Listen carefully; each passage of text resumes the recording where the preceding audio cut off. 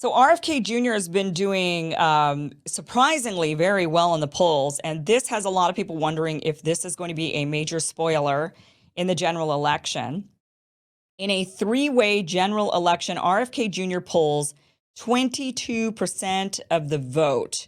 22% of the vote in a three-way general election. So let's go over some of the math, because what does this mean? This means that there could be that the Electoral College won't work this time around, and we could see a vote head to Congress. And the way that would work is certainly going to end in not RFK Jr. getting the presidency. So this is where the question comes in is, would he then join either a Trump or Biden ticket? I believe he will. I believe that at some point as we get closer to the general, as we get closer to, I would imagine, well, we'll see what happens with Biden and if he's even the nominee. I'm pretty sure he won't be. It'll probably be Gavin Newsom, in which case you might see Robert F. Kennedy Jr. joining a Trump ticket. But I do think as we get closer to the election, he's going to be joining a ticket rather than remaining independent. And let me tell you why. Let's go over the math. So the way the Electoral College works is there are 538 Electoral College votes that are up for grabs. Most of the states are winner take all. Some of the states split, like Maine and Kansas. I think those are the two that split. You can fact check me on that. I might be wrong, but I'm pretty sure it's those two. There might be one more. They will split their Electoral College votes. 538 total. In order to become president of the United States, you have to get 270 of them. So it isn't, if the vote splits three ways, it isn't just the person with the highest vote that ends up winning presidency. That person has to win a majority of all the votes. So they have to get to that 270 to win. Now, if Robert F. Kennedy Jr. polls 22%, this means two things. Now, if he doesn't win any of the states, but he gets 22% of the vote, it means nothing. Then it means that whoever wins the states, like if it's Trump who wins, because we can assume Trump's going to be the GOP nominee, and we can assume it's going to be Gavin Newsom who ends up as the Democratic nominee. But let's say it's Biden. We'll just give the old guy a benefit of the doubt, but we got a lot of doubts. So let's say Biden wins some of the states, Trump wins some of the states. They will split those, and it'll be all the same as it was last time. Whoever gets 270, we'll watch the states flip on the maps, red to blue, all night long, and whoever ends up with that 270 wins the presidency. However, if Robert F. Kennedy Jr. is able to win some states, that could then put some things into question, because that could then throw off the balance of who could get to 270. In fact, none of them could get to 270. If none of them get to 270, the vote goes to Congress. And the way it works is then each delegation in Congress, all the representatives from each state have to get together and they have to vote, and each state gets to cast one vote for whoever they want to be president. And they could vote for anybody. I don't believe they're stuck with the two candidates or the three candidates who are in the general election. They can vote for anybody, but all the representatives have to cast the votes, and only one state gets a vote per state. But it does happen in the House, not in the Senate. So if that's the case, now that's a pretty scary proposition for Biden or for Trump. I mean, you'd have to kind of look at the map and decide how many blue states are there versus red states. I believe there are, by sheer numbers, more red states. So that would definitely give it to Trump. That's the scenario Democrats would not want to see for that reason. So they're probably going to be going with somebody other than Biden because they don't want to end up with that. So they're probably going to be putting in Gavin Newsom, would be my guess, hoping that Gavin Newsom would have a better shot against Donald Trump. However, Robert F. Kennedy Jr. puts himself in a really interesting position, because he could then use himself as leverage for either of the candidates and say, add me to your ticket because I got 22% of the votes. And that's a lot. That's more than any other independent candidate has ever had. So if he were able to grab that much of the vote, he potentially could go, and he won't win on his own with that 22%. He certainly won't win if he goes to, well, let me take that back. I suppose there is a possibility that if it were to get shoved to Congress, that Democrats would lose. They know they would lose. right? Because there's more red states than blue. So it's possible that they then go to a compromise with Republicans and they say, give us Robert F. Kennedy Jr. We can compromise on him because he was a Democrat. He's a Kennedy. He hails from the Democrats, but you Republicans love him. He's more like one of you these days. So maybe that's his path to the presidency. That is possible. But most likely that's not going to happen. So he's likely to be invited by one of the tickets to join them in order to avoid this entire scenario completely. The two sides are not going to want to see it go to Congress. The Democrats are certainly not going to want to. And I don't think Republicans are going to want to chance it with Robert F. Kennedy potentially taking some states from probably red states more than they would be from blue states. So you've got this spoiler in a very interesting position. And you could maybe he might end up being like, the princess that all the princes are going for, in this like fairy tale kind of world. He could end up with them all courting him and hoping that they get selected by him.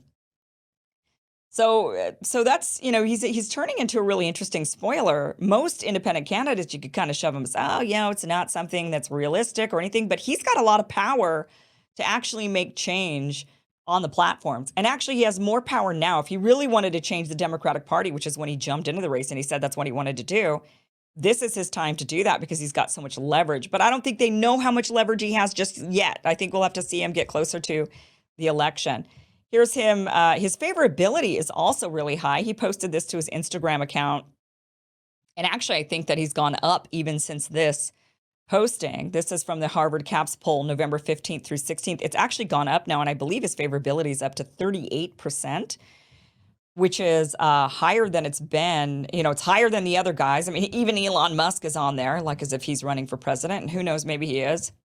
But here's RFK Jr. at 35%, Donald Trump at 21% favorability, 29% for Elon, and 24% for Joe Biden. So Robert F. Kennedy Jr. is doing really well. Here's the favorability poll. This is from 538. This is a different poll, but this one shows his favorability from November 20th up at 38.2%. Now, I want to take you back, kind of look at this graph. If you go back to July, that's where he had the highest favorability there and the lowest unfavorability. So people were pretty interested in him fairly early on. He announced his campaign in April. His favorability climbed. You could see it climbing. It kind of reached its peak in July, and then it suddenly crashed down, and it went lower than it had been.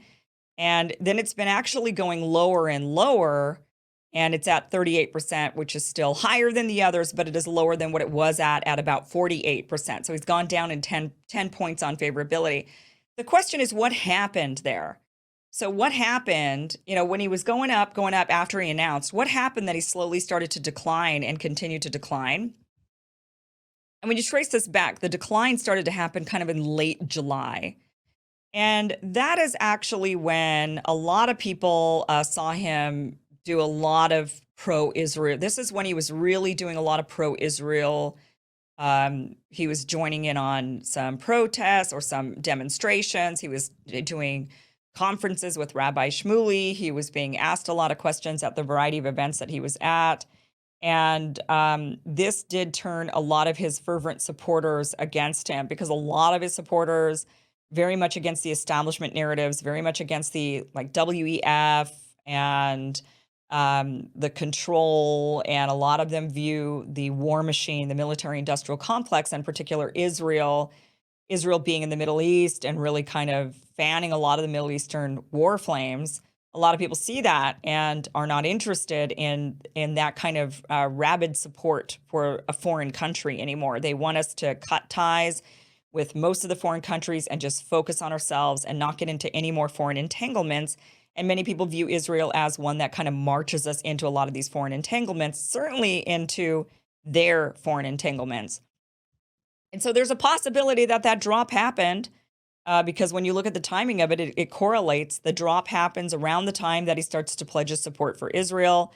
And the drop continued to happen in his favorability after, you're looking at the favorability going down again in that drastic slope. And that interestingly happens, his highest favorability, that bump up, is October 6th. And then it went way down from there. So I do think that his support for Israel is going to be a double-edged sword for him, because on one hand, I do think it costs him his favorability. At the same time, I think that the gamble of being extremely pro-Israel is probably ultimately paying off for him. So politically, I think it's probably a good gamble for him to politically continue to support Israel. I think that it gets him a lot of the older voters who maybe would otherwise go for Biden or for Trump. In fact, look at this poll. This is from Harvard Capps Harris poll. 80% of voters continue to support Israel over Hamas. I mean, kind of a terrible framing. I think most people support Israel over Hamas, even if you agree, like myself, with the plight of the Palestinians, and I see what's going on with them and what's been going on with them for a long time. Even, I think Hamas has got to go. It can't be there. Not the way that Israel's doing it. I think there's other ways to get rid of Hamas's grip on Gaza and on the political sphere in Gaza. I don't think you go around bombing a bunch of civilians. I don't think that's the right way to do it, but I agree Hamas has got to go. I think a lot of people feel that way. They just don't agree with Israel's method for getting rid of Hamas. So they say 2/3 of voters want Biden to support Israel rather than pull back. But this poll shows that, interestingly, the ages, so 80% of voters support Israel over Hamas, 18 to 20. So it's bad framing. That's not the way they asked the question to people. They were asking really like whether or not to pull back from the war or stay with the war. And then they reframed it as supporters for Hamas, as if, that's not, maybe they swap out the words Palestinian for Hamas. You know how it goes. Well, ages 18 to 24-year-old, only 55% support Israel over Hamas or the Palestinians or ending the war. And ages 65 plus, it's 95% who are in favor of Israel. So it's a steep incline in support for Israel the older you get in age. And when you look at voters, 18 to 24-year-olds just don't vote as much as the older groups vote. So if you're going to be betting when it comes to political bets, then you're better off betting on supporting Israel, like Robert F. Kennedy Jr. is, to get those votes from the voters who actually vote. But I do think it costs them in favorability. And I don't know if there's like a middle ground on that. I'm curious if there's a way to approach the conflict that isn't rabid support with him, with Israeli flags flying all over the place. A foreign government, remember, this is not a flag for Jews. People need to kind of drop that idea that this is about, this is support for Jews. No, it isn't. This is a foreign country. It's a foreign country that happens to be, in certain parts of it, majority Jewish, not the whole of it. And that's a foreign Middle Eastern country that does not represent Jews. It doesn't represent, that's just not what that flag is representative of, but it gets conflated all the time. And with politicians, they certainly conflate it. So, but his support for this foreign Middle Eastern country, the gamble, I guess that's the question. Is it paying off? People are certainly not thrilled by it, but at the same time, probably earning him some votes. Probably a good gamble. But we'll see what he does. We'll see how this election cycle goes. It's going to be very interesting. He's definitely a spoiler. I do think he joins a ticket. I do think he's most likely to join a Trump ticket. But I wouldn't be surprised if the Democrats go after him and they're able to get him, because I don't think he would stomach as well going and being with Trump.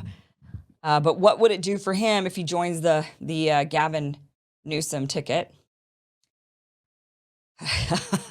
Talk about a quick loss in credibility.